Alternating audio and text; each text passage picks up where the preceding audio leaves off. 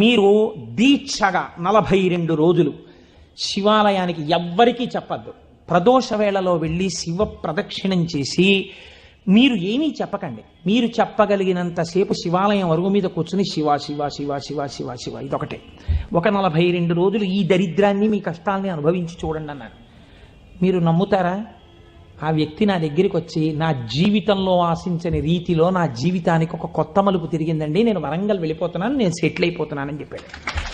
ఆ వ్యక్తే నాకు ఈ మధ్యనే మళ్ళీ ఫోన్ చేసి, కోటేశ్వరారు ఇప్పుడు నేను ఎంత ఆనందంగా ఉన్నాను అనండి, ఒక్కసారి మీరు ఏమైనా వరంగల్ వస్తారేమిటండి ఉపన్యాసాలకి, మీ దర్శనానికి వద్దాం అనుకుంటున్నాను, నేను కూడా కాకినాడ అన్నాడు.